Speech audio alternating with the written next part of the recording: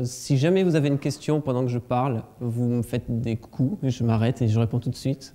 Et si ça va trop vite, vous me le dites, ça va trop lentement, vous me le dites. Et puis voilà. Donc, comme l'a dit Alexia, je travaille à l'Observatoire de Paris, à Meudon, à quelques pas d'ici. Et puis, en fait, je suis enseignant-chercheur à l'Université Paris Diderot également. Donc aujourd'hui, je vais vous parler de planètes extrasolaires, de détection indirecte et de détection directe. On sait pas mal de choses sur les exoplanètes. Je pense que je vais parler pendant une petite heure. Je ne vais pas avoir le temps de vous dire tout ce qu'on sait, et ni tout ce qu'on ne sait pas d'ailleurs. Donc je vais vous parler de quelques détails sur les exoplanètes et principalement comment on les détecte.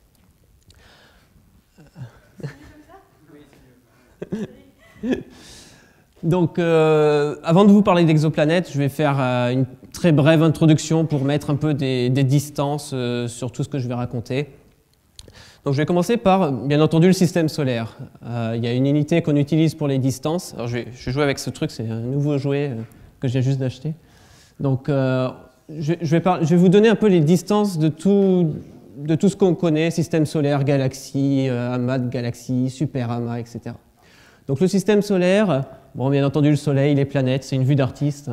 Le système solaire, sa taille caractéristique, c'est 4 années-lumière. Donc la lumière met 4 ans pour traverser le système solaire. Ensuite, si on regarde à plus grande échelle, les étoiles sont regroupées en galaxies. Et notre galaxie, qu'on appelle la galaxie, sa taille caractéristique, c'est environ 100 000 années-lumière. Et il y a 300 milliards d'étoiles dans notre galaxie. Alors, première chose que vous pouvez remarquer, ça c'est vraiment une galaxie, mais bien entendu ce n'est pas notre galaxie, parce qu'il faudrait qu'on ait voyagé au moins de 100 000 années-lumière pour prendre l'image. Donc en fait c'est la galaxie M83 qui ressemble à notre galaxie, qui est une galaxie spirale. Si on regarde encore à plus grande échelle, les galaxies sont regroupées en groupes.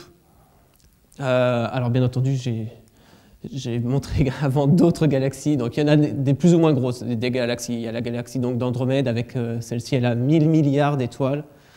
Et puis il y a énormément de galaxies différentes, avec des formes très différentes, qui sont en général les plus beaux objets qu'on montre sur les couvertures de magazines d'astronomie. Et comme je le disais juste avant, ces galaxies sont regroupées par groupe. Qu'on appelle des amas de galaxies. Ici, c'est un exemple d'amas de galaxies. Ici, c'est une galaxie. Là, il y en a une autre, etc. Et ces amas de galaxies, leur taille caractéristique, c'est 1 million d'années-lumière. Je vous rappelle, système solaire, 4 années-lumière. Notre galaxie, 100 000 années-lumière. Ici, l'amas de galaxies, 1 million d'années-lumière. Et ces amas de galaxies, ils sont regroupés également entre eux, par paquets. Ce qu'on appelle des superamas de galaxies. Donc là, on prend encore un facteur d'échelle. Et on est à 100 millions d'années-lumière à peu près pour la taille caractéristique des superamas. Donc ça, ce n'est pas une image, hein, c'est une simulation par ordinateur. Celle d'avant, c'était vraiment une image. Donc je résume rapidement. Voici la plus grande échelle. Et aujourd'hui, on va se contenter de prendre un groupe de galaxies dans le superamas de la Vierge, qui sera le groupe local. On prendra la galaxie, notre galaxie, dans ce groupe local. Et on va considérer dans un premier temps notre système solaire. Et tout ce que je vais raconter aujourd'hui, la plupart de ce que je vais raconter, ça reste dans ce que je décris avec le pointeur laser. Là.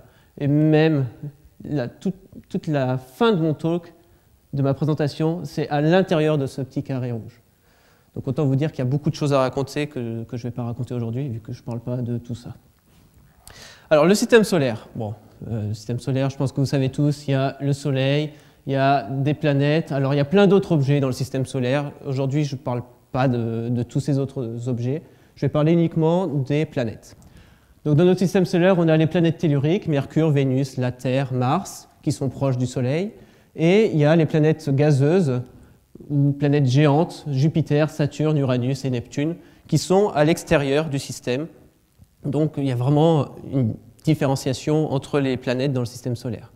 Alors je vais représenter ça sur un graphe. Ce graphe, on va le voir réapparaître plusieurs fois au cours de ma présentation, où je trace la masse des planètes en fonction de la distance à l'étoile, en fait plus précisément du demi-grand axe de l'orbite des planètes. J'exprime les masses en masse de Jupiter et le demi-grand axe en unité astronomique. Je rappelle que l'unité astronomique, c'est la distance Soleil-Terre. Donc je commence par Jupiter, qui est bien entendu à une masse de Jupiter et à peu près à 5 unités astronomiques. Les gazeuses de notre système solaire se trouvent ici sur ce diagramme, et les telluriques, les planètes solides, se trouvent là, donc la Terre, Vénus, et puis Mars serait à peu près ici, et puis Mercure par là. Donc elles sont juste en dehors des échelles que j'ai considérées pour le graphe. Et comme je le disais tout à l'heure, les géantes gazeuses sont bien entendu massives et loin de l'étoile, et les solides sont plus légères et proches de l'étoile. Et ça, c'est tout ce qu'on savait sur les planètes avant 1995. Et on était content, on avait des super modèles qui expliquaient la formation de ces objets, tout allait très bien. Et puis il y a eu les exoplanètes. Alors avant de vous montrer où se trouvent les exoplanètes sur ce graphe et pourquoi ça nous a fait revoir un peu nos modèles de formation, je vais d'abord vous dire comment on fait pour les détecter. Alors, je reviendrai tout à l'heure dessus. Faire une image d'une planète extrasolaire, donc une planète qui est en dehors de notre système solaire, c'est très compliqué. C'est très compliqué et pour l'instant, vous allez juste admettre qu'on ne peut pas le faire. Et puis tout à l'heure, je vous montrerai comment on arrive à peu près à s'en sortir, mais ce n'est vraiment pas ce qu'on fait en premier lieu. Au moins historiquement, ce n'est pas ce qu'on a fait en premier lieu. Donc il a fallu détecter ces objets de manière indirecte. Par indirect, je veux dire qu'on ne détecte pas la lumière émise ou réfléchie par la planète, mais on sait que la planète est là. Bon, vieux souvenir de physique, on a un problème à deux corps, une planète qui tourne autour de l'étoile. En fait, quand on dit ça, on fait un peu une approximation, puisque les deux tournent autour de leur centre de gravité. Et ça a été très utile pour détecter les planètes extrasolaires. Si vous observez une étoile qui a une planète que vous ne pouvez pas détecter parce qu'elle est trop faible, vous ne l'avez pas sur votre image, mais que vous voyez une étoile qui bouge, eh bien vous êtes capable de dire qu'à tel endroit, il y a une planète qui est en train de tourner autour de l'étoile. Alors toute la question, c'est comment est-ce qu'on fait pour détecter ce mouvement stellaire, ce mouvement de l'étoile.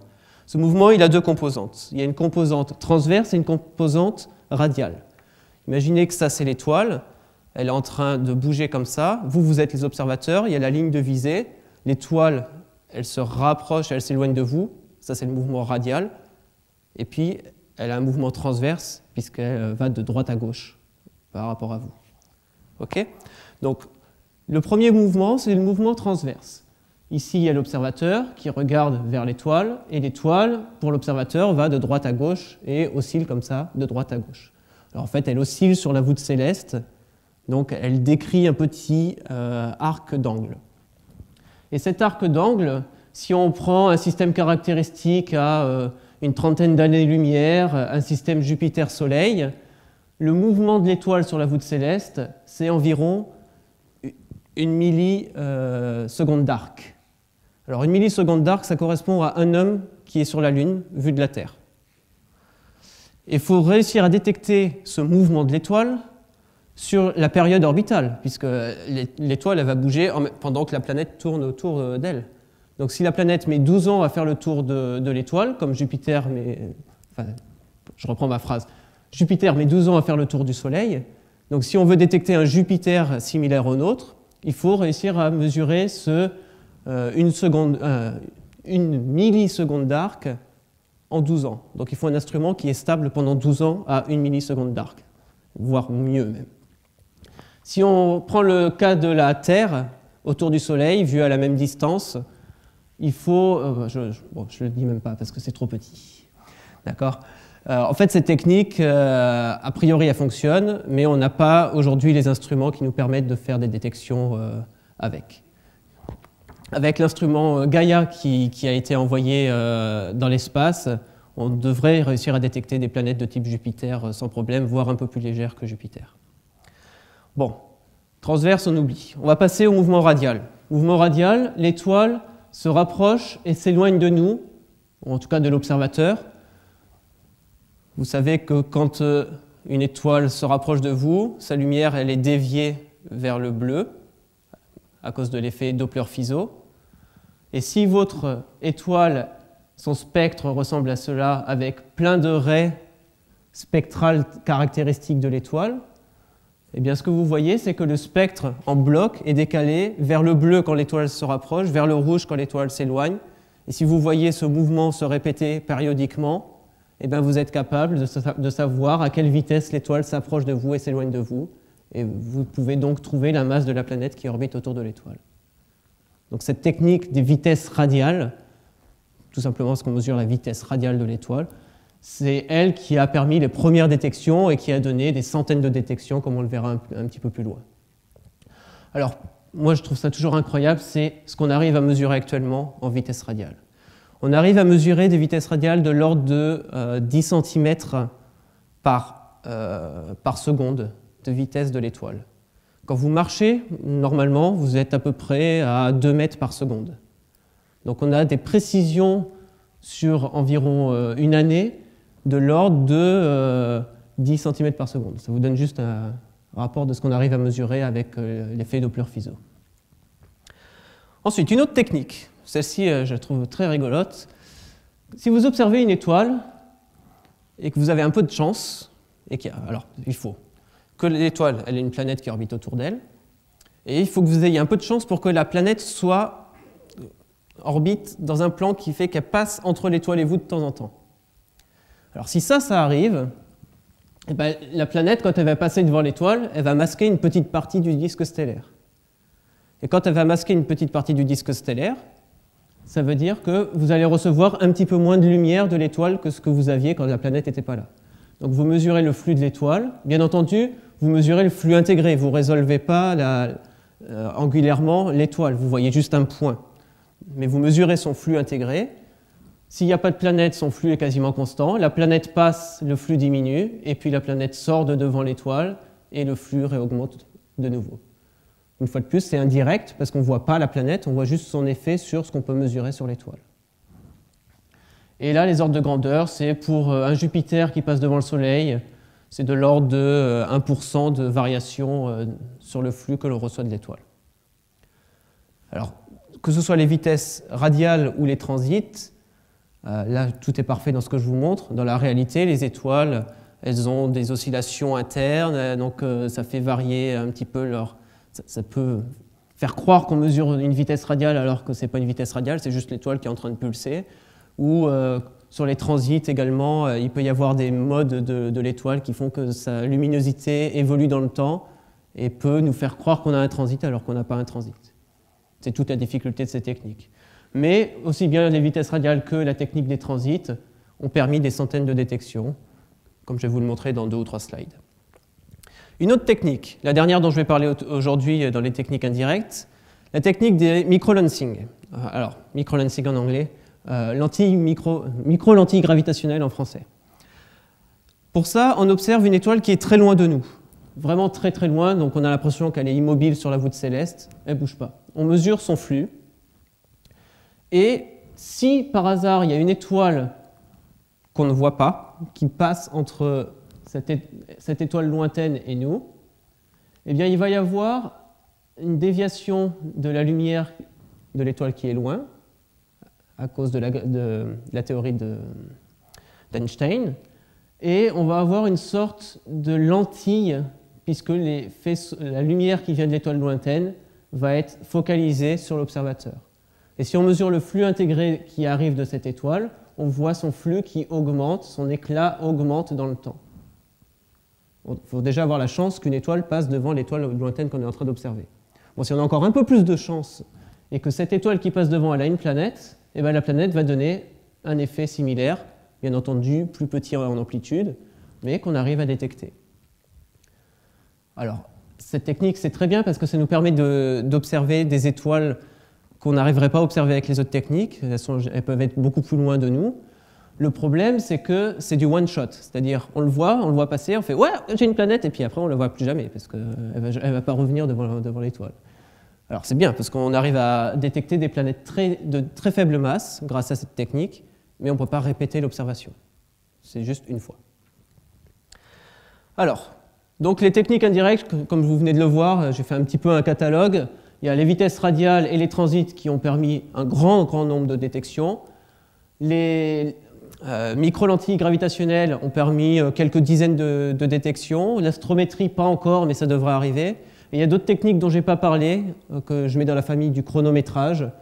On en parlera éventuellement au moment des questions, si vous voulez, mais pour l'instant, je laisse de côté. Bon, maintenant, je vais reprendre le graphique de tout à l'heure, où je donnais la masse en fonction du demi-grand axe, parce qu'en 1995, on s'est rendu compte, enfin, on a fait la première découverte d'une planète qui orbitait autour d'une étoile similaire au Soleil. C'était Meyer et Kelos en Suisse. Ils ont mesuré par vitesse radiale la présence d'une planète autour de son étoile. C'était une planète de type Jupiter, donc beaucoup plus faible, enfin beaucoup plus massive que les telluriques, mais qui était très proche de son Soleil, très proche de son étoile. Et là, ils se sont dit, oups, il y a un truc qu'on ne comprend pas, parce que nous, on avait prévu d'après nos modèles, ce dont je parlais tout à l'heure, que la géante gazeuse aurait dû être loin de son étoile. Là encore, je n'ai pas le temps de rentrer dans tous les détails, je peux revenir au moment des questions si vous voulez. Dans les modèles de formation planétaire, il faut le matériel pour construire ce monstre qui fait 300 fois la masse de la Terre. Il faut du gaz, il faut du solide. Et plus on est proche de l'étoile, vous avez une étoile, un disque autour, ben quand vous êtes proche de l'étoile, il n'y a pas beaucoup de matériaux là, pour construire une grosse planète. Donc c'est plus facile de la construire loin où il y a une orbite qui est énorme, qui est très grande, avec beaucoup de matériel à récupérer sur l'orbite. Donc là, il y avait vraiment des questions, et ils se sont dit, bon, bah, c'est peut-être juste une exception, avec notre planète qui est ici, avec sa masse quasiment la moitié de Jupiter, et très très proche de son étoile. Alors en fait, ce n'est pas une exception, ça c'est les planètes qu'on connaît aujourd'hui. Les planètes qu'on connaît aujourd'hui détectées par les techniques indirectes.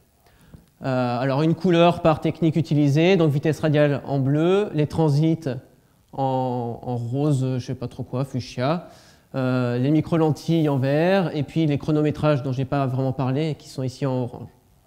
Et on voit qu'on a beaucoup de géantes gazeuses, quelques telluriques, mais si on essaie d'appliquer les modèles d'avant 1995, quand on connaissait que notre système solaire, eh ben, ça ne marche pas, quoi. Là, il y a vraiment un problème. Donc il a fallu adapter les modèles, essayer de comprendre qu'est-ce qui n'allait pas dans nos modèles pour qu'ils puissent expliquer à la fois la formation de notre système solaire et la formation également de ces différentes planètes à qui on a donné des petits noms. Alors Jupiter chaud parce que ce sont des Jupiters qui sont très proches de leur étoile, donc ils reçoivent énormément de flux de leur étoile. Et puis les telluriques chaudes, je vous laisse deviner, c'est pas très compliqué. Bien, sauf que sur ce diagramme, il y a quand même quelque chose qui, enfin moi, ça ne me va pas. Ici, on a des planètes, super, mais nous, on connaît déjà 2 planètes ici, on en connaît une autre par là et une autre par là, on connaît ces 3 planètes-là, on sait qu'il y en a, puisqu'elles sont dans notre système solaire, et on ne trouve aucune exoplanète à ces endroits-là. Alors, pourquoi? Tout simplement, c'est pas qu'il n'y en a pas, en tout cas, on ne peut pas dire que c'est parce qu'il n'y en a pas. La seule chose qu'on sait, c'est que nos instruments actuels, nos techniques actuelles, sont plus sensibles à ces planètes-là. Donc c'est normal qu'on n'ait pas détecté d'autres planètes ailleurs. Les techniques qu'on utilise ne permettent pas de détecter des planètes qui sont là-bas. Alors, sauf que pour aller détecter des planètes quand même qui sont un peu plus loin que 5 unités astronomiques, il y a une technique qui est l'imagerie directe, si jamais on arrive à le faire. Je vous ai dit tout à l'heure que c'était très compliqué. En fait, on commence à arriver à faire des choses depuis 4-5 ans maintenant, même un peu plus, 5-6 ans.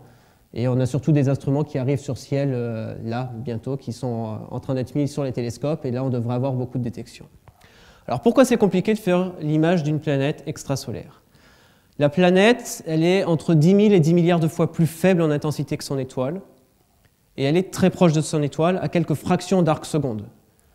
Je vous rappelle que une milliarc seconde, alors une milliseconde d'arc, c'est un homme sur la Lune observé de la Terre. Bon, ben là, c'est en gros l'ordre de grandeur qu'on a à obtenir, peut-être un peu moins, et surtout la différence de flux est énorme.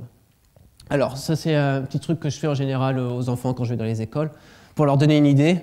On est tous des grands enfants, donc ça va marcher avec vous aussi.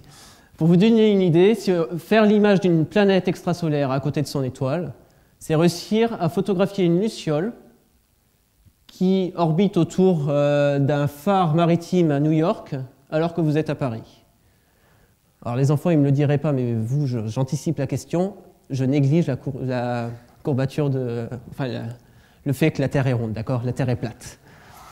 Mais ça vous donne quand même la difficulté de l'exercice. Une luciole, et ça marche à peu près, en plus c'est rigolo, ça marche à peu près sur la différence de contraste, la luciole par rapport au phare maritime. Mais c'est extrêmement compliqué, bien entendu. Donc il faut à la fois de la résolution angulaire, très haute résolution angulaire, pour séparer l'image de la planète de celle de l'étoile, et aussi du très haut contraste, réussir à sortir quelque chose qui envoie un photon alors que l'étoile en envoie 10 000 milliards. Ou plutôt, pardon, 10 milliards, ça suffira. Alors, bon, je vais y aller tout doucement, hein. On a une étoile qu'on observe avec un télescope que je représente par ces 3 lentilles. Bon, bah, optique géométrique, un point, parce que l'étoile est à l'infini, ça nous donne un point sur le détecteur, pas de problème. La surface d'onde, l'équiphase est plane. Ok, jusque-là, tout va bien. Si je mets une deuxième étoile, tout le monde est content, sauf que dans la vraie vie, eh ben, on n'est pas en optique géométrique, c'est un peu plus compliqué. Donc chacune des étoiles va donner une tâche, ce qu'on appelle, alors en français, la FEP pour fonction d'étalement de points. Je crois que j'utilise ça qu'une seule fois par an en cours, sinon c'est PSF, Point Spread Function. Okay, donc chacune des étoiles, c'est un point observé parce qu'elle est à l'infini, et donc elle va donner sa PSF sur le détecteur. Si on a un miroir qui est un disque, qui n'a pas d'obstruction centrale, ça nous donne la fameuse tâche d'Airy. C'est celle que j'ai simulée ici. Si on a 2 étoiles, eh ben, elles sont séparées, et puis pour réussir à séparer leur image, il faut que la taille de la tâche d'Airy soit suffisamment petite pour que les 2 tâches, on arrive à les détecter. Et cette taille de la tâche d'Airy, elle est directement reliée à la longueur d'onde d'observation et à la taille du télescope que l'on utilise. Alors, pour obtenir la séparation suffisante pour séparer une planète d'une étoile, enfin une planète de son étoile, quelques mètres, ça devrait suffire normalement. Des télescopes de quelques mètres, ça devrait suffire. Sauf que, quand on est au sol, il y a un autre problème. L'autre problème s'appelle l'atmosphère. L'atmosphère, alors si jamais vous voulez voir les effets de l'atmosphère, vous mettez sur le dessus d'une ville et vous regardez les lampadaires, vous voyez que les lampadaires ils bougent en permanence, vous savez bien que la lumière en fait elle ne bouge pas, et ça c'est juste dû à l'atmosphère qui est entre le lampadaire et vous, la lumière de lampadaire et vous. Donc là, ça nous fait exactement la même chose, c'est-à-dire que la PSF dont on parlait tout à l'heure, là, la tâche d'Airy, eh ben, elle n'arrête pas de bouger. Si on arrivait à faire des temps de pause très très courts, eh ben, on aurait une tâche d'Airy, sauf qu'on est obligé de faire un temps de pause pas trop court parce qu'on veut quand même du flux de l'étoile pour réussir à détecter l'étoile. Et ben, pendant ce temps de pause, eh ben, la tâche d'Airy, elle a bougé un peu partout et ça nous fait une sorte de patate. Et puis ben, voilà, là on a 2 patates et on est incapable de dire qu'il y a 2 étoiles sur cette image-là. Alors ce qu'on fait, on cherche à comprendre ce que nous fait l'atmosphère. L'atmosphère, ce qui se passe, c'est que l'étoile, elle nous envoie son front d'onde, c'est un bel anglicisme, sa surface d'onde qui est plane avant d'arriver dans l'atmosphère. Ça passe dans l'atmosphère, il y a des aberrations et la surface d'onde est complètement tordue. Et ce qu'on veut faire, c'est soit avoir un ciel d'une très bonne qualité pour que le complètement tordu soit juste un tout petit peu tordu, et puis on arrive quand même à faire des choses, ou alors il faut compenser cette turbulence. Pour la compenser, ce qu'on fait, c'est qu'on sépare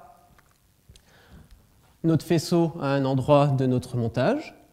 Il y a une première, dans cette voie d'analyse, on estime de combien la surface d'onde a été déformée.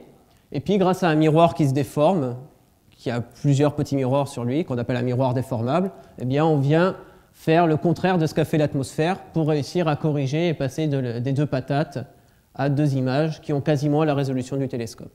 Et on arrive comme ça, grâce à ce qu'on appelle l'optique adaptative, tout simplement parce qu'on adapte l'optique pour compenser l'atmosphère, on arrive à détecter 2 étoiles binaires, enfin une étoile binaire. Sauf que, là ce serait trop beau, j'aurais déjà fini ma présentation, si on veut observer une planète, ce n'est pas une binaire. C'est-à-dire que pour l'instant la binaire, les 2 avaient le même flux, donc il n'y avait pas de problème. Là, ce n'est pas le cas. On a, même si on arrive à obtenir la résolution du télescope, on a une planète qui est ici, entre 10 000 et 10 milliards de fois plus faible en intensité. Donc même si vous êtes dans l'espace, sans atmosphère, juste les ailes de votre tâche de diffraction de l'étoile sont bien plus lumineuses, les ailes, sont bien plus lumineuses que l'image de la planète. Il faut donc qu'on arrive à faire autre chose, à supprimer la lumière de l'étoile sans supprimer la lumière de la planète pour réussir à faire ressortir cette planète. Et ça, eh ben, en fait, on utilise un instrument qui a été au début développé pour l'observation solaire, pour observer le Soleil. Le Soleil, habituellement, quand on le voit, alors bon, interdiction de regarder le Soleil à l'œil nu, bien entendu, mais si jamais on fait une image du Soleil dans le cas général, on a juste le Soleil qui nous éblouit avec sa photosphère et sa chromosphère.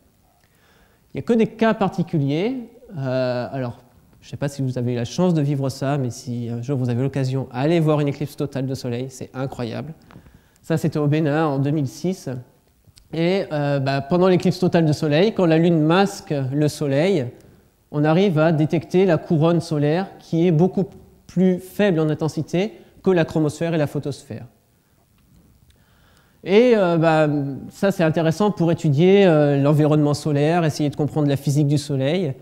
Et dans les années 1930, Bernard Liu, il en avait un peu marre de courir après les éclipses de Soleil, parce que les éclipses de Soleil, il y en a à peu près 2 par an, mais elles ne sont jamais au même endroit. Donc, il faut trimballer le matos, prendre l'avion, machin, truc muche. C'était pas pratique. Donc, il en a eu marre. Et il a créé un instrument qui simule l'éclipse totale de Soleil. Alors, par simuler, il ne met pas une grosse lune qui contrôle avec une télécommande. Hein. C'est juste, il prend la lumière, il fait l'image du Soleil, il arrive à supprimer la lumière qui est due au disque du Soleil, et comme ça, il arrive à observer son environnement.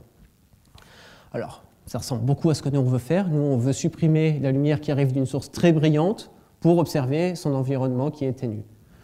Alors, je ne vais pas vous parler du coronographe solaire, mais du coronographe stellaire de Liu, c'est-à-dire c'est un dérivé du coronographe solaire, et on a gardé son nom parce que, quand même, pour lui rendre hommage. Pour information, Bernard Liu, il travaillait à Meudon, à quelques kilomètres d'ici. Et il y a le coronographe solaire de 1930. Quand je faisais ma thèse, je venais le toucher tous les matins. Donc, pour expliquer le coronographe, imaginez que vous avez une étoile avec une optique adaptative. Et donc, vous faites l'image. Alors, a priori, on devrait avoir le détecteur ici, et puis on aurait l'image de l'étoile. Bon, comme on veut faire des trucs, j'ai juste réimagé tout ça sur le détecteur un peu plus loin. Ici, on est dans un plan qu'on appelle le plan pupille. Donc, la pupille est uniformément éclairée. Pupille, plan focal, tout ça, ça vous parle? Pas de problème. C'est optique quand même. Enfin, institut d'optique. Donc dans le plan focal, on a la tache d'Airy, et puis là, il y a un autre plan pupille, et puis de nouveau le plan focal. Bon, Bernard Liu, ce qu'il a fait, enfin, il y en a beaucoup qui avaient fait ça avant lui, ils avaient mis un petit masque ici, et puis ils avaient réimagé. En fait, tout le génie de Bernard Liu, c'est d'avoir bien observé le truc et de s'être rendu compte que quand on met un masque là, il y a une partie de l'énergie, l'énergie de l'étoile, qui est diffractée par ce petit masque, elle est principalement rejetée à l'extérieur de la pupille géométrique. Si on ne met pas de masque ici, on se retrouve avec de l'énergie de l'étoile sur le détecteur et on n'arrive pas à voir ce qui est autour du point brillant qui est au centre.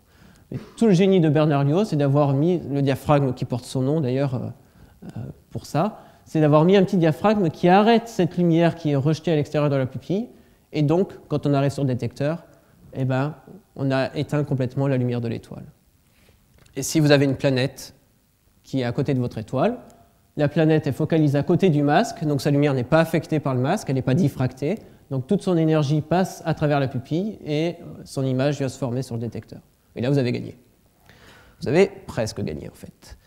Il y a plein de coronographes qui existent. Le coronographe de Liu dont je viens de parler, avec le petit masque occultant, c'est pas le meilleur quand on veut faire des observations stellaires. En fait, au lieu d'un masque en dur ou binaire où on arrête la lumière ou alors on la laisse passer, on utilise des masques plutôt de phase, c'est-à-dire qui laissent passer la lumière mais qui déphasent selon l'endroit où on est dans le plan pour réussir à faire une interférence destructive pour l'étoile dans le plan du Liu qui suit.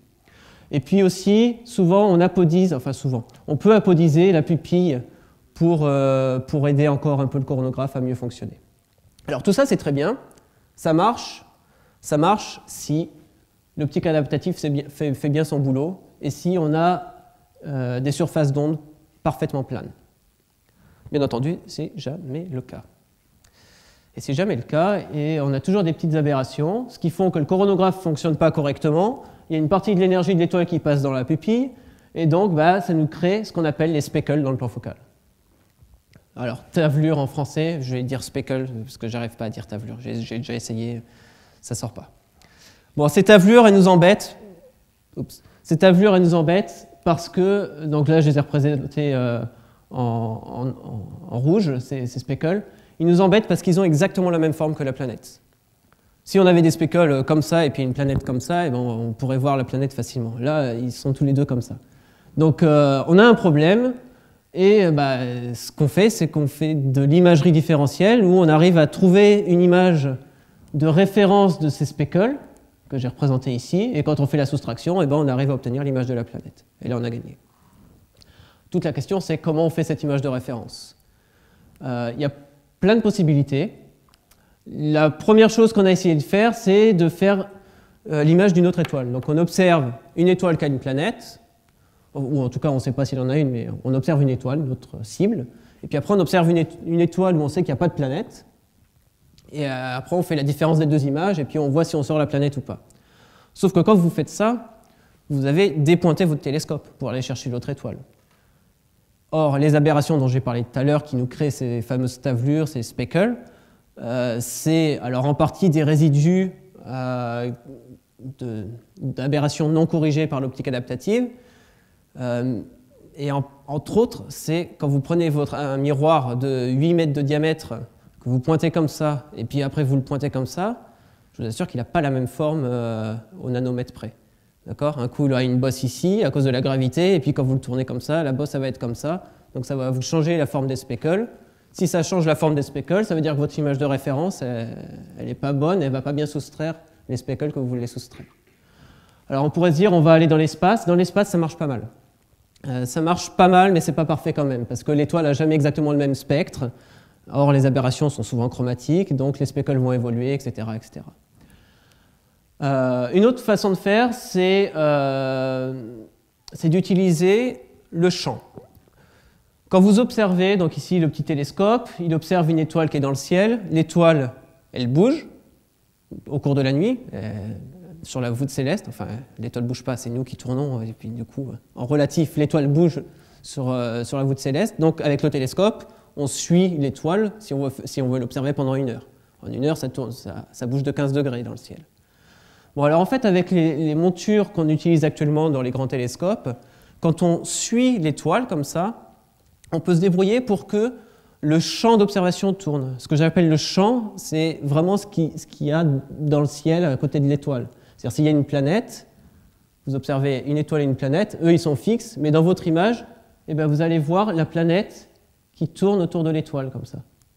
Donc vous faites l'image à un instant donné, vous observez un petit peu plus tard, le champ donc, dont la planète aura tourné dans l'image, mais les speckles, eux, qui sont principalement dus en fait, aux aberrations de votre télescope, eh bien, eux, ils seront fixes par rapport au plan image. Donc vous aurez 2 images avec les mêmes speckles, mais avec une planète qui aura bougé dans le temps. Et quand vous faites la soustraction des deux, vous obtenez l'image de la planète, et puis l'image négative également, puisqu'elle était également dans l'autre image.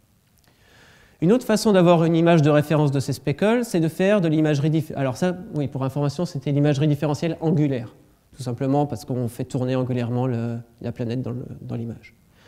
Une autre imagerie différentielle, c'est la spectrale. Pour ça, on utilise une propriété de la planète. C'est que ça, donc ici, je vous ai mis le spectre de Jupiter, entre à peu près 1 et 10 microns.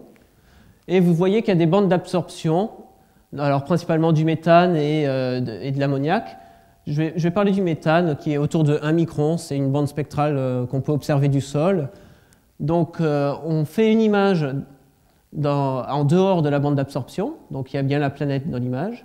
Une image dans la bande d'absorption. Là, la planète a un flux qui est moindre. Et a priori, si on fait la différence des deux, on arrive à obtenir l'image de la planète. Alors, il y a quand même une petite astuce là, c'est que les speckles, ils évoluent avec la longueur d'onde. Ils s'éloignent avec la longueur d'onde du centre de l'image. Donc, il faut juste remettre à l'échelle avant de faire la soustraction. Et on obtient, a priori, l'image de la planète. Alors, il y a d'autres imageries différentielles qui utilisent la polarisation également. Bon, j'en parle pas aujourd'hui. Là, je vais juste vous montrer un exemple d'imagerie différentielle angulaire Donc ce sont des données que j'ai obtenues avec des collègues canadiens au télescope Keck, donc qui est à Hawaï, le télescope. L'instrument, pour la petite histoire, s'appelle NERC-2. Voilà. Alors ce qui est important, c'est qu'il y a une optique adaptative, un coronographe, et voilà ce qu'on obtient. Donc ça, c'est un cube d'image typique qu'on obtient au télescope. Alors, je vais peut-être éteindre, parce que sinon vous n'allez pas voir ce que je vais vous montrer.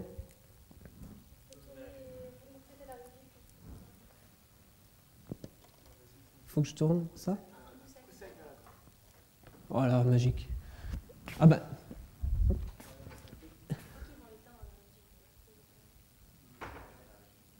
Ok, super. Ah ben non. Faut pas que je bouge alors.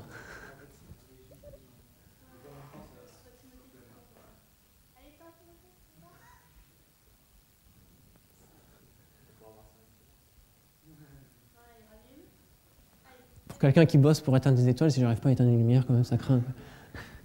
Donc, ça, comme je vous disais, c'est un cube typique qu'on obtient au télescope. C'est des données brutes. J'ai rien fait, je les ai juste mises les unes derrière les autres. Alors, tout ce que vous voyez, enfin, principalement, ce que vous voyez, c'est juste de la lumière de l'étoile qui a diffracté sur le détecteur. Il y a un coronographe au centre, mais comme je sature le centre, vous ne voyez pas qu'il atténue la lumière. Mais au centre, il atténue énormément la lumière. Et on a ces speckles. Alors, on voit qu'il y a une structure comme ça, avec ces traits. Les traits, c'est juste la diffraction par les araignées du télescope.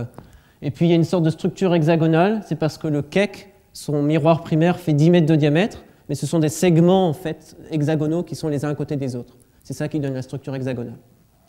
Bon, tout ceci étant dit, là, pour l'instant, on n'a rien détecté, si ce n'est de la lumière de l'étoile. Alors, si vous regardez bien, juste là, en ce moment, vous avez un objet qui va passer là, hop, hop. Alors, ça va revenir par là. Je ne sais pas si vous arrivez à le voir, mais juste là, il commence maintenant, juste au-dessus du pointeur. Là, ça va accélérer et ça continue de tourner. Je ne sais pas si vous le voyez. Bon, ça, c'est une planète. C'est une planète. Alors, ce n'est pas la planète qui est en train de tourner autour de son étoile, hein, une fois de plus, c'est nous qui faisons tourner le champ d'observation qu'on est en train d'observer. Et quand je traite toutes ces images les unes avec les autres, parce que tout à l'heure, je vous ai dit l'imagerie différentielle, je prends une image et puis j'en prends une deuxième et je fais la soustraction. Bon, en fait, on en prend n et puis on combine de manière un peu maligne tout ça pour réussir à obtenir ce genre d'image-là. Ça, c'est obtenu avec quasiment... Non, c'est pas exactement la même, mais bon, peu importe. C'est le même système, en tout cas. Celle qu'on voyait passer dans le cube d'avant, c'était cette planète, la planète HR8799b. Alors, il y a la planète HR8799c, la planète HR8799d et la planète HR8799e. Je vous laisse deviner le nom de la prochaine s'il y en a une autre autour de cette étoile. En fait, c'est une règle générale de nomenclature. Toutes les planètes qu'on découvre, c'est le nom de l'étoile avec un petit a pour la première, petit b pour la deuxième, petit c, petit d, petit e, etc. Et si c'est une lettre majuscule, bah, ça veut dire que c'est stellaire et que c'est pas planétaire. Alors vous allez me dire, ouais, c'est pas cool, on ne peut pas donner un nom plus funky. Je suis d'accord, pour draguer, ça sert à rien. Mais bon, justement, il y a tellement de gars qui se sont amusés à draguer des filles comme ça il y a quelques siècles que maintenant c'est la galère quand on parle de Vega. Ça va, Vega on connaît, mais il y a plein de noms comme ça. Il y a 40 noms pour la même étoile parce qu'il y avait 40 mecs qui l'ont vu en même temps. Donc, bon. Maintenant, c'est assez strict. On a une étoile, ces planètes, c'est un petit b, c, d et e. Alors ces planètes, vous allez me dire, c'est cool, mais qu'est-ce qu'on peut dire dessus? Alors ces planètes, elles sont très loin de leur étoile. Elles font plusieurs masses de Jupiter. B fait à peu près 7-10 masses de Jupiter. Les plus légères, elles font 4-5 là, dans ce système planétaire. Bon, c'est quand même, je vous ai dit que c'était extrêmement compliqué d'avoir une image d'une planète. Christian Marois, quand il a eu ça, il en a eu 4 d'un coup, en fait 3 d'un coup la première fois, quand il a détecté le système. La 4e est venue 2 ans plus tard. Bon, je connais bien Christian. Il a versé sa petite larme quand même, hein, quand il a vu ça sur son écran d'ordinateur. Il devait être 2 ou 3 heures du mat. Il était là, oh, c'est pas possible, c'est pas possible. Et bah si, il avait 3 d'un coup. Et en fait, même 4. Alors, ce qui est intéressant, c'est pas les plus belles images. J'ai pas réussi à retrouver ça sur mon ordi. J'ai retraité un peu rapidement ce week-end des images à différentes époques. C'est-à-dire, il y a une époque en 2007, une autre en 2008, 9, 11 et 12 et 13. Et ce que vous voyez, alors ces B et C sont détectés dans toutes les images. Ce que vous voyez, c'est le mouvement orbital des planètes autour de leur étoile. Donc B et C. D, vous la voyez sur 2 ou 3 époques, mais pas toutes, et puis E, on la voit que sur une. Je n'ai pas trouvé les meilleures images. Alors, ce qui est intéressant de voir ça, à part faire des petits gifs qui sont rigolos à montrer pendant une présentation, ce qui est intéressant, c'est que quand on trouve le mouvement des planètes autour de leur étoile, surtout ce système-là, on est capable de dire que toutes les planètes sont dans le même système, dans le même plan orbital. Ça, c'est important parce que ça a tendance à nous dire qu'elles se forment dans le même plan, parce que quand même, ce serait un gros coup de bol s'il y en a une qui se forme comme ça, l'autre comme ça, et puis la troisième comme ça, et qu'au bout de quelques millions d'années, elles se retrouvent toutes dans le même plan. Donc si elles se forment toutes dans le même plan, ça nous donne des informations pour ajuster les modèles de formation planétaire dont je vous parlais tout à l'heure et qui étaient remis en question par les exoplanètes. Un autre système qui est assez joli, c'est celui-ci, Beta Pictoris. Alors là, c'est une combinaison de 2 images. Il y a une première image, celle qui est très rouge, là, qui nous montre le disque de débris autour de l'étoile qui est masqué au centre du détecteur, enfin de l'image. Et puis il y a une deuxième image, la partie bleu clair, là, qui nous montre la planète Beta Pictoris B, bien entendu, petit b, toujours, qui se trouve ici. Et en fait, si on regarde le mouvement de cette planète, alors ça c'est Anne-Marie Lagrange qui a découvert cette planète en 2009, et puis ils auraient observé un an après, et plus de planète. Donc ils se sont dit, bon, alors en imagerie directe c'est très courant, hein. J'ai déjà découvert 5 ou 6 planètes, et puis en fait c'était juste des speckles. Parce que toute la difficulté c'est quand on détecte un truc, est-ce que c'est une planète ou est-ce que c'est un speckle? Alors ce qu'on fait c'est qu'on réobserve un an ou 2 ans après, et puis on voit si le speckle est toujours là, ou si la planète est... Enfin plutôt si la planète est toujours là, ou si le speckle a disparu. Bon alors eux ils ont réobservé un an après, et puis il n'y avait plus rien. Il n'y avait plus rien du tout. Alors, ils étaient un peu là, bon, on a peut-être fait un article pour rien, c'est pas très cool. Et puis en fait, ils ont réobservé après, et ils se sont rendus compte que la planète était juste passée derrière l'étoile, et puis ils l'ont retrouvée de l'autre côté 2 ans après.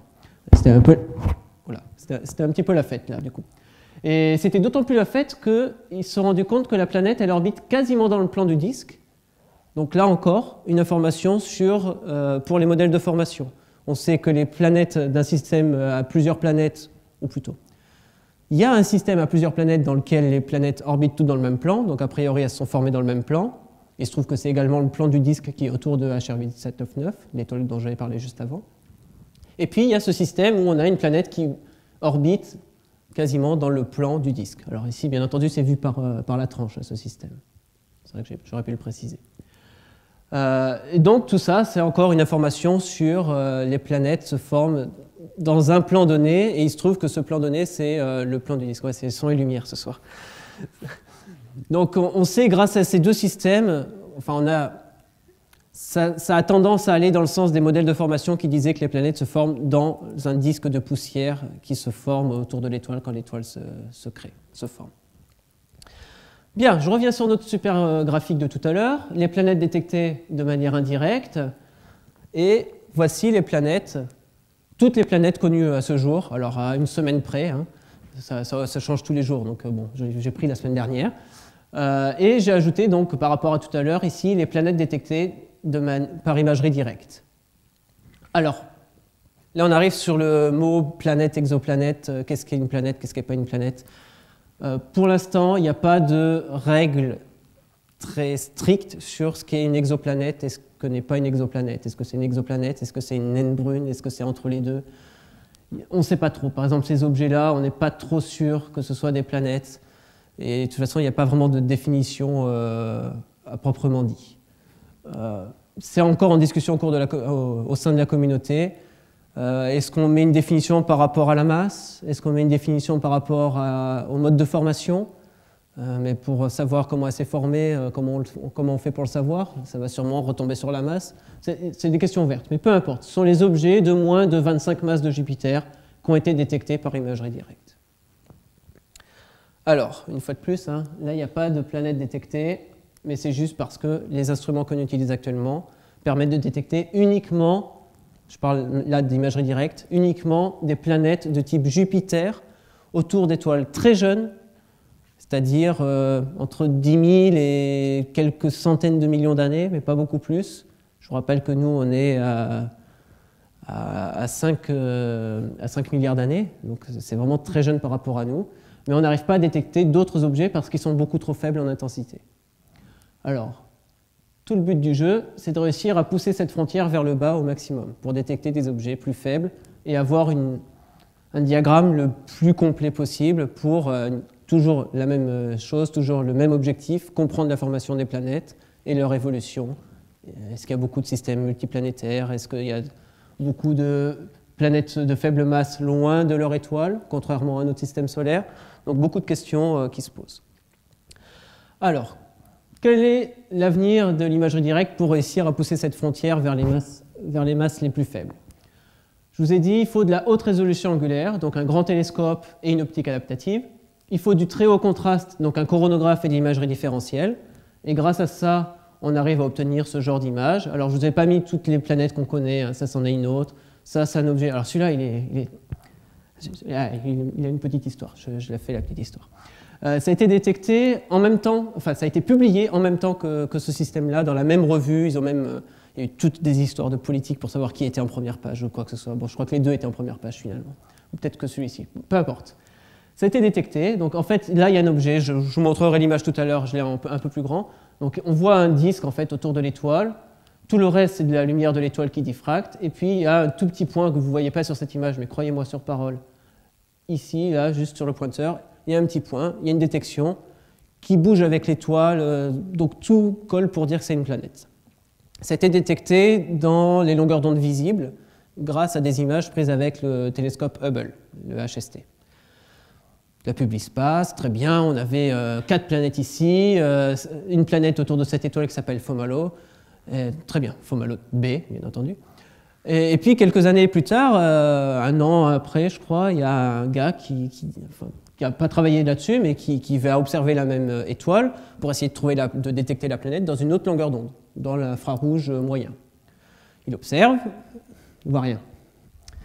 Ça, c'est pas cool, parce qu'une planète, ici, là, normalement, elle est plus brillante dans l'infrarouge que ce qu'elle est dans le visible.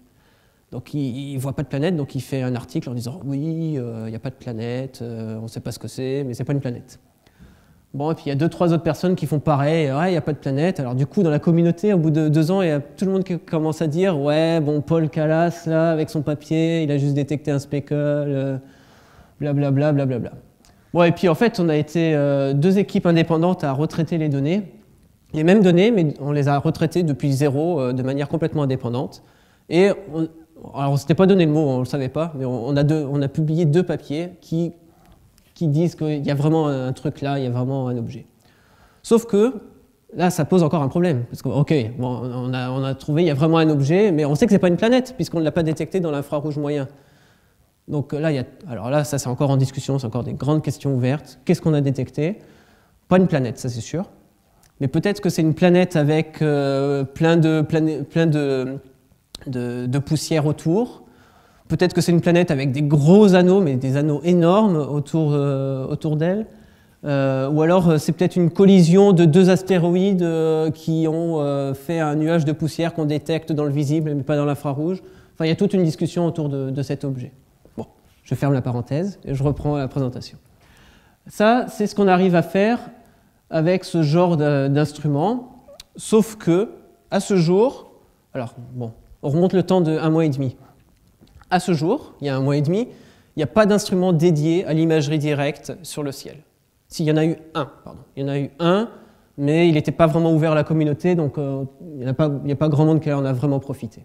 Donc on a dû faire avec ce qu'on nous avait donné. C'est-à-dire qu'on a utilisé des instruments qui n'étaient pas optimisés pour ça, et c'est d'ailleurs pour ça qu'ont été développées toutes ces imageries différentielles pour essayer de réussir à supprimer ces speckles parce qu'ils étaient présents puisque l'instrument n'était pas fait pour ne pas en avoir.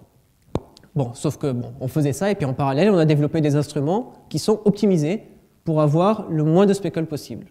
Alors comment on fait ça? Tout à l'heure, je vous ai dit les speckles ils sont dus à des aberrations qui ne sont pas corrigées par l'optique adaptative. Bon, très bien, on fait le 2e étage de l'optique adaptative. Et puis on va les corriger, ces speckles. Et puis aussi, il y a un autre truc, alors ça je ne vais pas du tout en parler aujourd'hui. Tout l'intérêt d'avoir une image de la planète, bon c'est joli, ça fait des super images, c'est plus joli qu'une courbe de lumière ou qu'une courbe de vitesse radiale, d'accord. Mais bon, c'est pas que pour ça qu'on le fait. C'est surtout que si on a accès à la lumière, on met un spectromètre on a le spectre de la planète, on a la composition chimique. Si en plus on suit la planète au cours de son orbite avec un spectre tous les mois par exemple, enfin tous les mois de l'orbite, parce que si la B, je ne sais plus combien elle met, 1000 ans je crois, à faire le tour de l'étoile, un truc comme ça.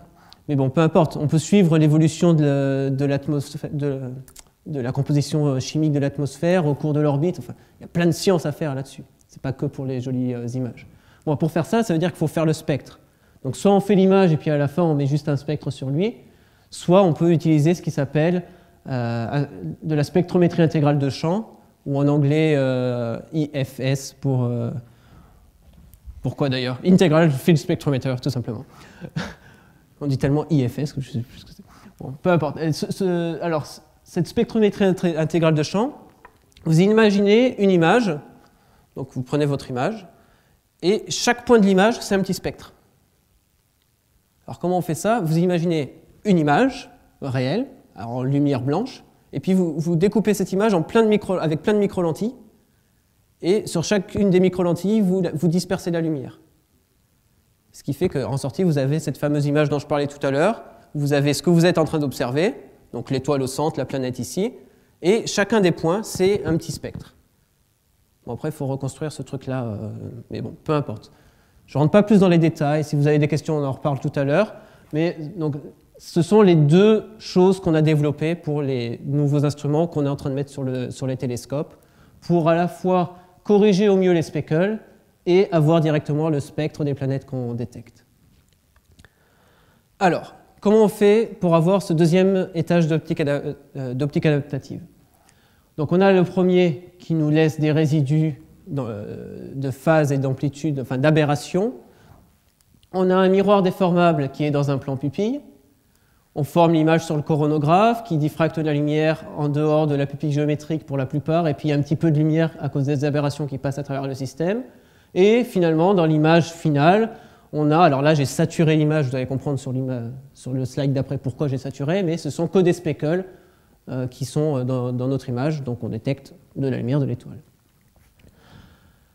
Ce qu'on va faire, on va corriger ces aberrations, comme le fait l'optique adaptative pour l'atmosphère, sauf que l'optique adaptative corrige des centaines de nanomètres. Nous, on veut corriger le nanomètre, voire mieux, voire le picomètre pour dans quelques années. On va rester au nanomètre pour l'instant. On veut corriger de l'ordre du nanomètre, donc on utilise un miroir déformable. Le miroir déformable, vous imaginez vraiment un miroir que vous coupez en n par n morceaux. Si vous faites ça, vous comprenez bien que vous ne pouvez pas faire toutes les fréquences spatiales. Si vous avez n degrés de liberté, vous pouvez faire que n sur 2 au mieux en fréquence spatiale. Du coup, si vous ne pouvez pas faire toutes les fréquences spatiales, vous êtes dans un plan pupille. Vous savez que le plan focal, c'est la transformée de Fourier du plan pupille, en gros. Et donc, si là, vous pouvez corriger qu'un nombre fini de fréquences spatiales dans ce plan pupille, quand vous prenez la transformée de Fourier, ça revient à dire que vous pouvez corriger qu'une petite zone de votre plan image, une zone bien définie. Une autre difficulté, donc ça veut dire qu'il faut des miroirs déformables avec un grand nombre d'actionneurs pour corriger une grande partie du champ. Ça, c'est une première difficulté technologique. Une autre difficulté, c'est de réussir à estimer ces aberrations à partir de cette image-là. J'en ai pas parlé, mais si je sépare le faisceau en deux, comme le fait l'optique adaptative, je vais mesurer les aberrations dans le faisceau que je sépare ici, je vais les mesurer ici, mais je ne vais pas mesurer les aberrations qui sont là-dedans. Et si je ne mesure pas les aberrations dans tout le train optique, j'aurai toujours des speckles dans mon image. Il faut donc estimer les aberrations à partir de cette image finale dans laquelle je veux faire ma détection. C'est-à-dire qu'il faut réussir à estimer des aberrations de phase et d'amplitude, donc un champ électrique complexe, à partir d'une image enregistrée par le détecteur qui est le module au carré de ce champ électrique. Je ne sais pas si vous avez déjà cherché à obtenir un complexe à partir uniquement de son module, mais ce n'est pas facile. Donc il y a plusieurs techniques, ça je ne rentre pas dans le détail aujourd'hui, une fois de plus, si vous voulez les questions à la fin, je suis ouvert pour en discuter. En fait, je pourrais vous parler pendant 5 heures de ça, donc je me suis obligé de ne pas en parler. Bon, quand on fait tout ça, on a notre estimateur, notre instrument qui estime le champ complexe à partir de cette image. on contrôle notre miroir déformable et on arrive à corriger une partie de l'image, une petite partie à cause de cette histoire de nombre fini de fréquences que l'on peut corriger. Donc, si je résume, si on veut détecter une planète dans cette image, ce sera dans la zone qui est sombre, là où le contraste est très grand. Alors, ça, on l'a développé pour plusieurs instruments qui sont sur ciel depuis 1 an à peu près pour celui-ci, P1640. Il y a Skexeo aussi au Subaru qui est en cours d'installation. Et surtout les 2 grands instruments qui sont portés par deux grandes communautés, la communauté d'imagerie directe américaine et la communauté européenne. Ce sont les instruments SPHERE qui vont être mis, SPHERE et JPI. SPHERE va être mis au VLT, donc Very Large Telescope au Chili, et JPI pour Gemini Planet Imager, qui va être mis au Gemini Telescope Sud, donc aussi au Chili. Gemini a donné ses premières images il y a 1 mois et demi, c'est pour ça que je vous ai dit tout à l'heure, il y a 1 mois et demi on n'avait pas d'instrument, là on commence à en avoir. Et d'ailleurs, des données qui sont sorties aujourd'hui, avant d'arriver, j'étais en train de travailler sur leurs données, c'est génial. Donc, il y a cet instrument qui vient juste d'être mis sur ciel, et SPHERE, là, il doit être dans le bateau, ou dans l'avion plutôt, en train de partir au Chili pour être installé. Donc ça, c'est vraiment la communauté des gens qui travaillent sur l'imagerie directe des planètes extrasolaires. Pendant 5-10 ans, on a ces différents instruments pour détecter de nouveaux objets, avoir des spectres, comprendre un peu la physique de ces objets. Ces objets, des Jupiters jeunes dans le voisinage solaire. On ne peut pas faire beaucoup mieux parce qu'on n'a pas encore le contraste pour détecter des planètes plus faibles, c'est-à-dire des planètes plus légères ou des planètes plus âgées. Quand une planète est très jeune, en fait, elle est très chaude et elle émet de la lumière. C'est ça qu'on détecte pour ces Jupiters jeunes. Quand la planète vieillit, elle perd de l'énergie interne et du coup elle perd en flux et on détecte principalement, on détecterait principalement la lumière réfléchie, la lumière de son étoile réfléchie sur l'atmosphère qui vient jusqu'à nous. Et ça c'est très faible en intensité, on n'y est pas encore. C'est pour plus tard. Pour plus tard, c'est pour les grands télescopes comme l'Extremely Large Telescope ou pour des missions spatiales ou pour des missions ballons aussi, des ballons stratosphériques. Il y a plusieurs projets en cours pour détecter des planètes donc plus âgées, plus légères. Mais ça, je vous ai dit, là, les 2 instruments dont j'ai parlé, la SPHERE et JPI, juste avant, ça a demandé 10 ans de développement instrumental pour les mettre sur ciel, pour les avoir finalement qui fonctionnent et sur ciel. Donc, pour aller plus loin, ça demande également des développements instrumentaux en laboratoire. Et donc, entre autres, à l'Observatoire de Meudon, de Paris, on fait ça. Donc ça, c'est sur un banc, ça c'est un petit logo juste du banc. Et on obtient donc ce genre d'image où vous voyez là la correction du 2e étage d'optique adaptative qui corrige les speckles dans cette petite zone. Donc vous voyez, il y a 27 éléments de résolution angulaire en largeur et puis la moitié dans l'autre sens. Et on arrive comme ça à corriger les speckles, à tuer les speckles, jusqu'à obtenir des contrastes de l'ordre de quelques 10 puissance 8, enfin de quelques 10 puissance 7, donc 3 10 moins 8 en contraste. Donc s'il y avait une planète ici, quelques 10 puissance 7 plus faible que l'étoile, eh bien on la détecterait. Il faudrait que je le fasse d'ailleurs dans une prochaine manip, je mettrai une fausse planète pour réussir à la détecter. C'est plus sympa que juste de voir du noir. Pour information, les fréquences spatiales qu'on corrige, donc qui sont dans la zone noire là, on les contrôle à peu près 15 picomètres près pour obtenir ce genre de contraste. Je vous rappelle la taille d'un atome ou c'est bon? D'accord? Donc c'est minuscule. C'est pas de l'absolu, hein, c'est que du relatif. Il y a une bosse comme ça, on en met une comme ça, c'est pour ça qu'on arrive à 15 picomètres près. Mais vous vous rendez bien compte que tout à l'heure je vous ai parlé de 10 000 à 10 milliards en contraste.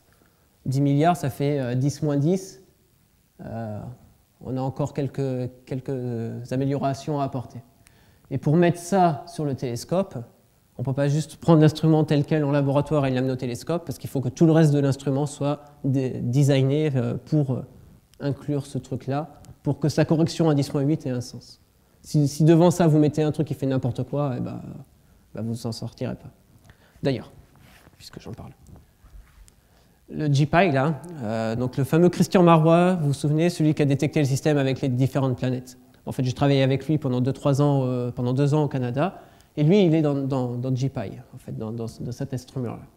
Et je discutais avec lui hier ou avant-hier au téléphone, et il m'a dit, en fait, c'est génial, là, nos trucs de 2e étage d'optique adaptative, là, ce truc-là, c'est super, ça marche un petit peu, sauf que, bon, déjà, on n'a pas ce genre de contraste-là, hein, on a un peu moins de contraste, mais c'est surtout que cette optique adaptative-là, le premier étage d'optique adaptative, fait des trucs bizarres pour l'instant.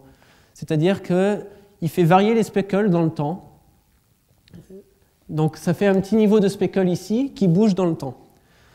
C'est-à-dire que si vous vous souvenez, l'imagerie différentielle angulaire de tout à l'heure, elle prenait des images à plusieurs instants différents, et puis on étalonnait une image par rapport à l'autre. Sauf que si les speckles ils ont bougé entre la première et la deuxième, eh ben, vous ne pouvez pas soustraire vos images.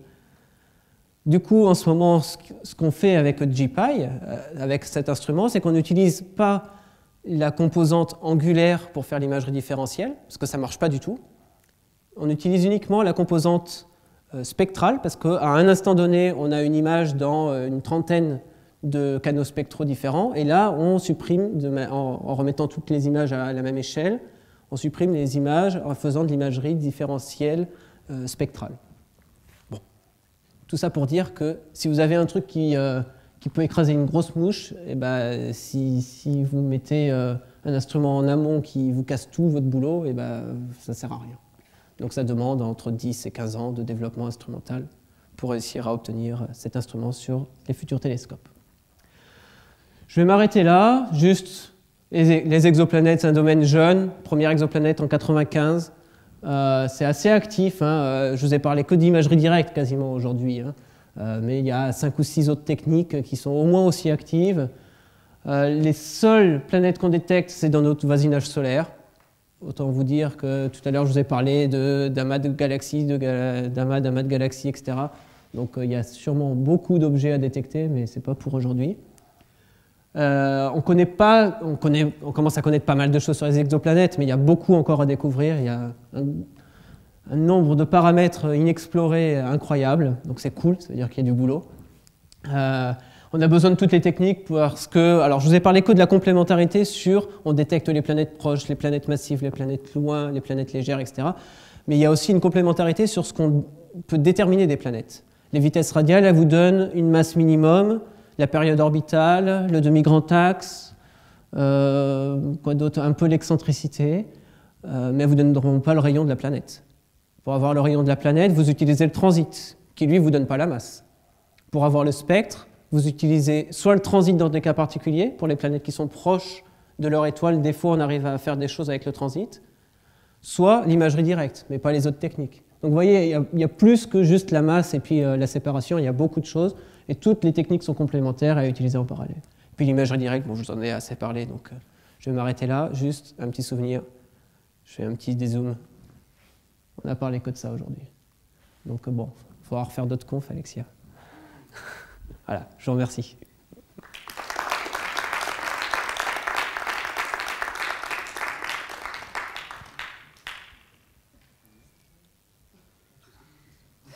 Vous dormez pas. C'est quoi le temps d'intégration d'un capteur dans le télescope? Alors ça dépend beaucoup de l'étoile que tu observes. Si tu observes une étoile... Alors, quand tu fais de l'optique adaptative, je ne parle pas du deuxième étage, même le premier étage d'optique adaptative, tu as besoin d'une étoile suffisamment brillante pour que ton système d'optique adaptative fonctionne.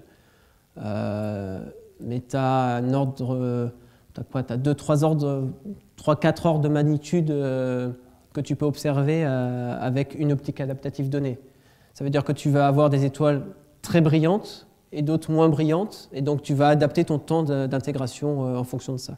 Donc en gros, nous, les étoiles qu'on observe, qui sont proches, on fait des temps de pause de l'ordre de la seconde, voire la fraction de seconde jusqu'à 30 secondes. Mais pas beaucoup plus que 30 secondes, parce que souvent on fait de l'imagerie différentielle angulaire. Donc pendant qu'on observe, le champ est en train de tourner. Si tu fais un temps de pause trop grand, la planète qui est hors axe, eh ben, son image, elle va s'étaler. Donc si elle s'étale, eh ben, tu mets sa lumière sur plusieurs pixels, du coup tu perds en signal à bruit. Donc on préfère faire des pauses un peu plus courtes pour que l'image de la planète soit à un endroit, et puis on en refait une un peu après, etc. etc. Comment on fait pour remonter à la face quand on a juste le bout du carré du champ là, parce que c'est... Alors je crois que j'ai mis des backslides. C'est quoi ce chaque Hartmann? Non. Chaque Hartmann, ça veut dire que tu sépares ton système en deux, ton faisceau en deux, et que tu as une voie d'analyse et une voie scientifique, j'ai envie de dire. Et dès que tu fais ça, tu mesures des aberrations dans cette voie qui n'existe pas là, et il y a des aberrations dans cette voie que tu ne mesures pas ici. Donc c'est pour ça que tu es obligé de faire la mesure des aberrations optiques dans le plan image scientifique. Alors, je crois que... Ah oui, magique. Alors, il y a plusieurs techniques. Une première technique, c'est... Donc, tu as ton instrument avec la lumière et tu fais ton image. Tu as un miroir déformable au passage, quelque part.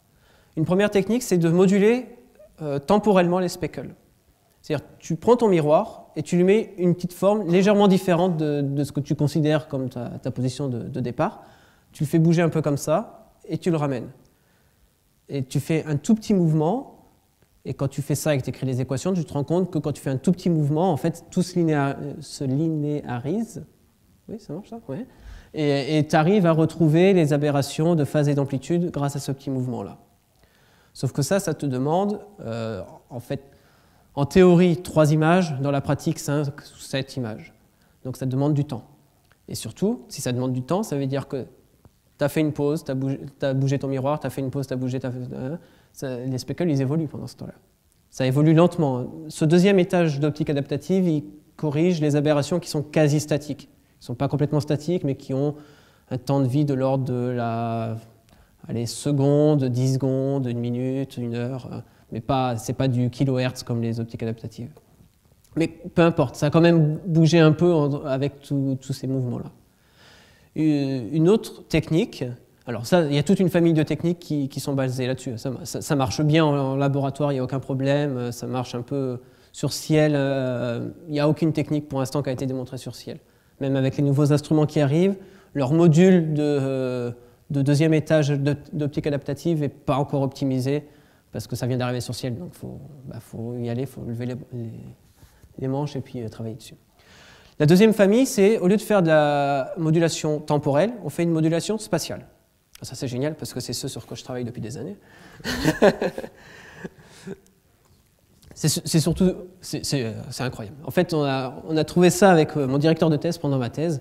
On travaillait sur un instrument qui est celui-ci. Donc, ouais, bon, ça c'était une conférence à des étudiants tout petits, donc j'aurais fait des petites blagues.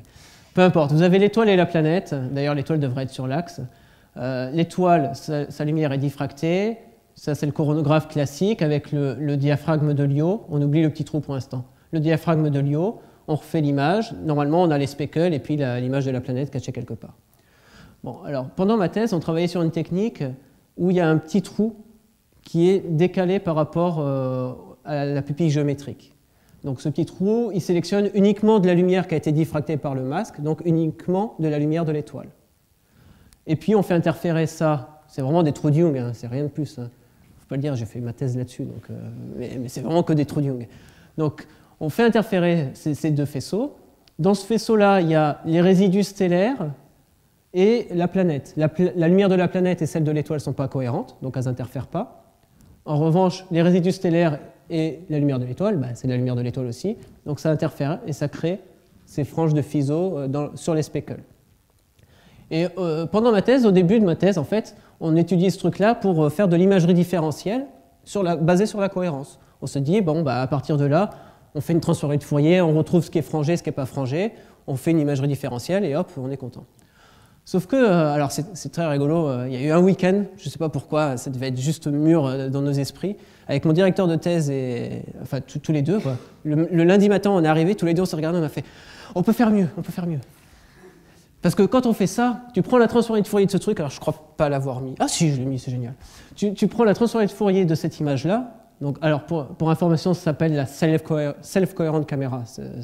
Juste, on n'a pas dit trou de Young, mais juste le fait de mettre un petit trou là, on a appelé ça la self-coherent camera.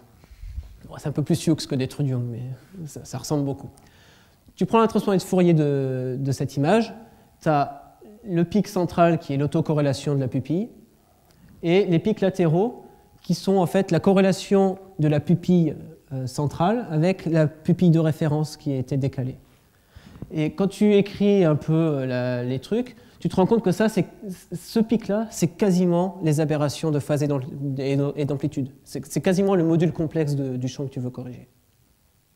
Et à partir de là, bah, si tu sais ce que tu as à corriger, tu as juste à le faire. Il faut le faire, mais tu as juste à le faire.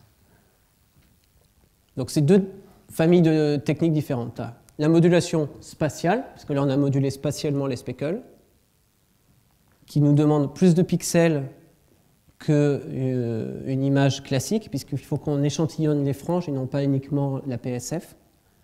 Et puis il y a la modulation temporelle, qui eux peuvent avoir un échantillonnage, des pixels plus gros, donc moins de bruit, mais par contre ils ont besoin de plus d'images. Donc ça revient quasiment au même.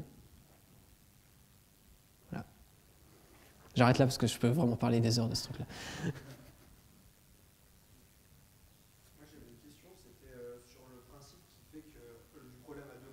Ouais. Pour avoir l'effet, quand on repère l'effet Doppler avec ouais. l'étoile qui bouge, quand on est, c'est pas à deux corps en fait ce qu'on veut observer. Pourquoi? Parce que, il y a une planète et l'étoile. Oui, mais sauf que l'étoile elle bouge pas que par rapport à une planète. S'il n'y a qu'une planète, il n'y a qu'une planète. S'il y a plusieurs planètes, tu en as une qui est plus massive, donc au début il n'y a qu'une planète. Tu retires cette contribution, et ensuite, dans ce qui te reste, tu détectes la planète qui est un peu plus légère.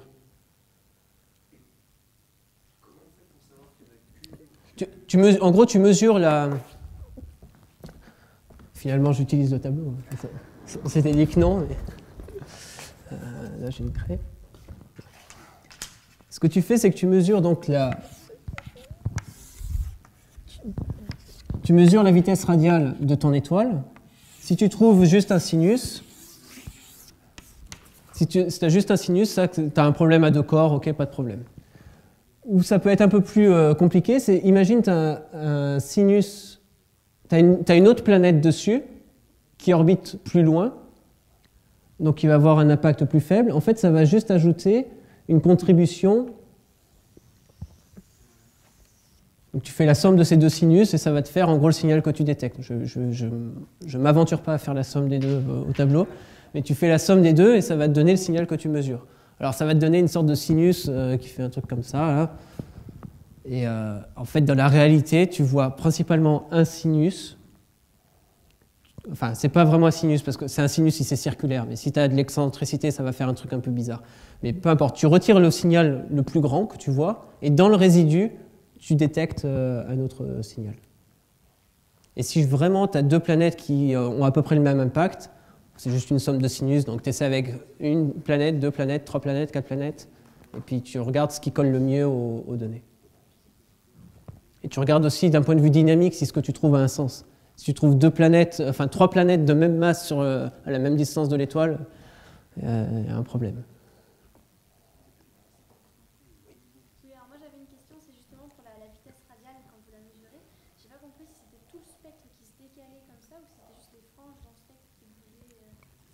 Alors quand tu fais le spectre de l'étoile, tu sais que les étoiles elles ont des raies d'émission et d'absorption, et donc tu as vraiment le spectre en entier. Quand la lumière elle arrive vers toi, si l'étoile s'approche de toi, tout le spectre est décalé dans le bleu. Et comment on le voit ça justement que c'est décalé dans le bleu ? Alors on sait à peu près de quoi sont composées les étoiles. Donc imagine tu as un spectre. En fait ce qu'on regarde c'est pas les couleurs, c'est vraiment les raies. Les raies caractéristiques. Donc imagine tu as des raies comme ça. Et puis tu observes une autre étoile. Enfin, tu observes 4000 étoiles, tu en as 3000 qui sont comme ça, et puis tu as la 3001e.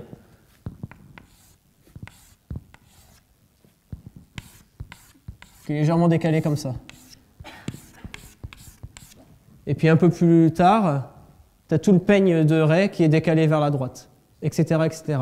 Donc tu as une référence, tu sais où est la raie, les éléments chimiques. Si c'est du H-alpha, tu sais que le H-alpha il a telle longueur d'onde, tu le fais en laboratoire, il n'y a pas de problème. Enfin, bon.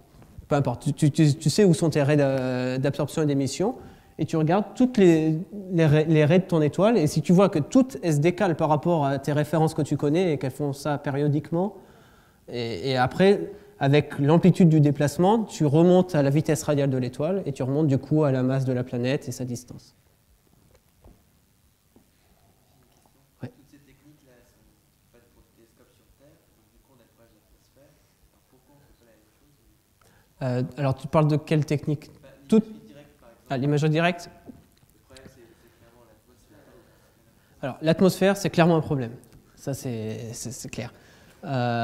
Sauf que même dans l'espace, pour avoir des contrastes de l'ordre de 10 puissance 8, 10, même là, il nous faudrait de l'optique adaptative. Alors, on n'appelle pas ça de l'optique adaptative parce que ça fait peur aux gens qui sont dans l'espace. Mais même quand on n'appelle pas ça de l'optique adaptative, ça leur fait peur. C'est compliqué, c'est sûr. Avoir un truc qui bouge dans l'espace, les gens, ils n'aiment pas ça en général. Ils veulent que tout soit statique. Donc c'est compliqué. Mais même dans l'espace, pour faire de l'imagerie directe, il faudrait un miroir déformable pour compenser les aberrations du miroir, enfin des miroirs du télescope. Au minimum, il y en a deux, hein, et puis il y en a toujours un peu plus que ça. Donc il faudrait quelque chose d'actif. C'est en cours, c'est pas facile. Les agences... Attends, je vais pas laisser ça parce que sinon on va dire que je fais de la propagande pour la SCC. C'est pas facile. Les agences sont aussi bien aux États-Unis qu'au Japon qu'en Europe, qui sont les trois grosses agences spatiales. Donc États-Unis, NASA, Europe, ESA et Japon, JAXA. Les trois ont plus ou moins mis de côté l'imagerie directe pour l'instant, pour les 15 ans qui viennent. Ce qui ne veut pas dire qu'il ne faut pas faire de développement, il faut juste réussir à les convaincre que si, on peut faire des choses. Donc il y a des projets de ballons stratosphériques, enfin il y a un projet de ballon stratosphérique, 2 ou 3 même, et puis il y a quand même des gens qui travaillent sur d'éventuelles missions spatiales. Il y a quelques temps, il y a la NASA, enfin il y a les Américains qui ont récupéré un télescope, les militaires américains, ils ont fait « Ah, en fait, on a 2 miroirs de 4 mètres qui ne servent à rien, tenez !» Donc, bon, c'est 2 miroirs de 4 mètres avec une obstruction centrale. Alors, j'en ai pas parlé, mais les coronographes, ils ont horreur des obstructions centrales. Ils aiment bien les publier pleines. Il y a quand même des solutions en faisant de l'apodisation, des choses comme ça.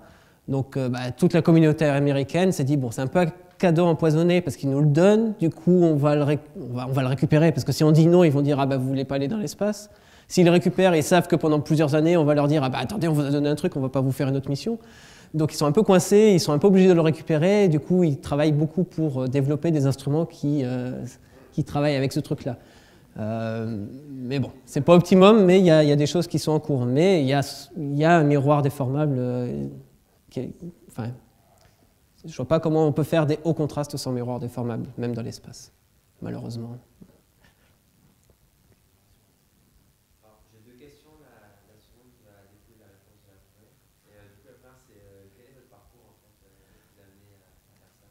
Voilà, alors, moi je suis de Nice, j'ai fait toute ma scolarité à Nice, prépa. Pendant la prépa, j'avais un de mes colleurs, c'était le jeune colleur de tous les colleurs qu'on avait en physique, qui était un gars qui bossait à l'Observatoire de la Côte d'Azur, donc à Nice. Et puis j'étais sympa, il venait, déjà on se tutoyait, c'était plutôt cool, il nous donnait toujours des exos un peu sympas et pas que des trucs de topin. Et après je suis monté à Paris, j'ai intégré l'ENS à Ulm. Et en fin de première année, il fallait faire un stage. Du coup, je me suis dit, ah, ce mec, il était sympa, je vais faire un stage avec lui. Et puis comme ça, en plus, je descends à Nice en juillet, c'est cool, je suis en famille, et puis il fait beau, machin, truc, mouche. Donc je descends, je fais mon stage, ça se passe super bien. Forcément, quand t'es avec quelqu'un qui est sympa, le stage, peu importe le sujet, ça se passe bien. Et puis l'année d'après, j'avais 6 mois de stage à faire. Et là, j'ai fait, ah, attends, lui, il est sympa, il doit connaître des gens sympas. Donc je lui ai dit, tu m'avais parlé d'un mec à Hawaï, est-ce qu'il prendrait des stagiaires? Il m'a dit, je sais pas, je te donne son contact. Donc j'ai contacté ce mec à Hawaï, et puis ce mec, Olivier Lé, il m'a dit, non, moi j'ai pas d'argent pour les stagiaires, mais par contre, contacte Olivier Guyon, lui, c'est un Français aussi, mais il est dans un autre télescope à Hawaï. J'ai contacté, je suis parti là-bas, et puis voilà, j'avais mis la main dedans, et voilà, j'ai fait ça. Et quand je suis revenu en France, il y a eu une année où j'ai passé la Greg en revenant d'Hawaï, et après j'ai fait le master qui est à Meudon, enfin Meudon, Paris et Orsay. Et j'ai fait ma thèse, et après je suis parti pendant 2 ans au postdoc, et je suis revenu. Voilà, tu connais toute ma vie maintenant.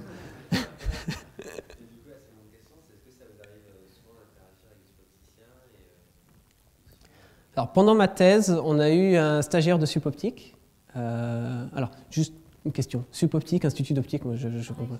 C'est pareil. C'est juste le nouveau nom, c'est plus fancy, Institut d'optique. Ah, ok. D'accord, ok. Bon. Enfin, bon. On a eu un stagiaire d'ici, en fait, qui est venu avec nous. Je ne sais plus ce que c'était comme stage pour lui. C'était pas son stage de fin d'études. Vous avez un autre stage, non, en deuxième année? Ouais, je crois que c'était son stage de deuxième année. À l'observatoire, je ne suis pas le seul de l'observatoire, donc tu peux demander confirmation, je mens pas, il y a beaucoup de supopticiens à l'observatoire. On ne dit pas des supopticiens, c'est ça? Donc, je travaille avec des gens de supoptique quasiment tous les jours. Mais après, je veux dire, à l'observatoire, il y en a certains, je sais d'où ils viennent, mais il y en a beaucoup, je ne sais pas d'où ils viennent. Je veux dire, tu n'as pas une étiquette sur le front, pas dans le domaine de la recherche en tout cas.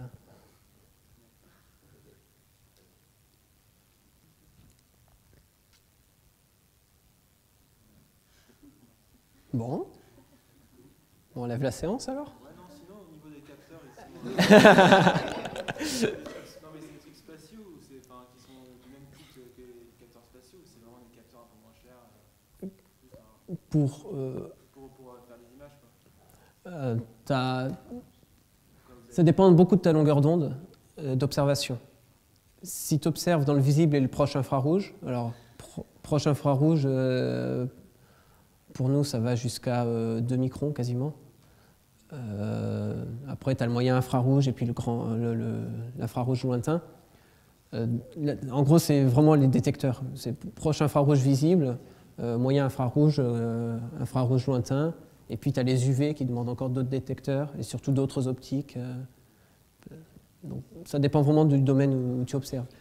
Après, ce qui va dans l'espace, ça a besoin d'être spatialisable. Donc, en général, c'est des trucs où tu sais que quand tu le mets dans une fusée, que ça décolle, ça ne se casse pas, que ça réagit toujours bien. Vous avez parlé d'un télescope dont les données n'avaient pas été accessibles à la communauté. Ouais, alors, c'est toujours compliqué. Quand tu travailles pendant 10 ans pour développer un instrument, ou même 5 ans, et que tu vas sur Ciel, c'est vraiment un problème très, très compliqué, même pas d'astronomie, d'un point de vue politique. Tu as des gens qui bossent pendant 5 ans sur un instrument, qui l'amènent au ciel, on dit amener au ciel, qui l'amènent sur le télescope, et qui se met à fonctionner. Et là, si tu donnes les données tout de suite à tout le monde, en gros, personne ne va se mettre à travailler sur les instruments parce qu'il n'y a pas de retour. D'accord? Dans un monde parfait, si tout le monde se met à travailler sur les instruments et tout le monde donne ses données à tout le monde. Bon, ça n'existe pas dans la vraie vie. Du coup, souvent, quand un instrument arrive sur Ciel, la communauté qui l'a développé a un accès privilégié à cet instrument-là. En règle générale, ce n'est pas toujours vrai, mais en règle générale. Et il se trouve que cet instrument dont je parlais tout à l'heure, qui s'appelle Niki, qui était au GMI Sud, il y a eu une petite communauté, c'était un petit groupe qui a développé cet instrument, qui l'a amené au télescope, et ils étaient censés faire ce qu'on appelle un survey, une campagne d'observation, donc ils devaient observer, je sais pas, 200 ou 300 étoiles en 3 ans, je crois. Et après ça, les données étaient publiques et tout le monde pouvait utiliser l'instrument pour observer ce qu'il voulait. Parce que c'est surtout ça. Quand ils sont arrivés, ils devaient faire donc, cette campagne de 200 ou 300 étoiles, donc en gros les 200 ou 300 étoiles les plus intéressantes dans l'hémisphère sud, et personne d'autre que eux avait le droit de les observer. Donc toi tu arrivais, tu faisais ton proposal en disant « Ah voilà, je voudrais observer HR8799 avec Niki », et on disait « Ah ben non, c'est l'équipe Niki qui l'a ». Donc du coup personne ne s'intéressait à cet instrument, et il n'y a que cette équipe Niki, mais qui était composée que de 4 ou 5 personnes, dont 2 ou 3 qui n'arrêtaient pas de changer parce que c'était des postdocs. Donc postdoc, c'est après la thèse. En gros, c'est des CDD de 2 ans, 1 an, 2 ans, 3 ans.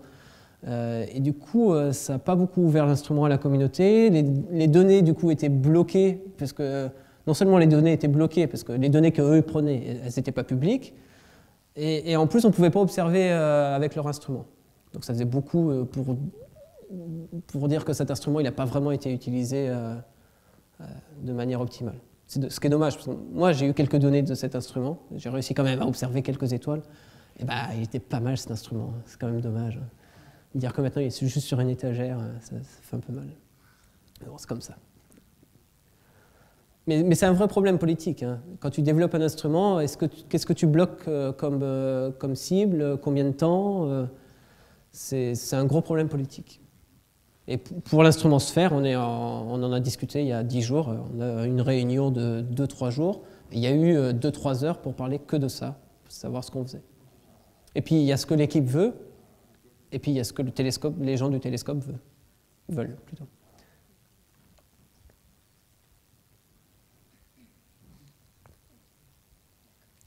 Bah, merci beaucoup. De rien. Merci à vous.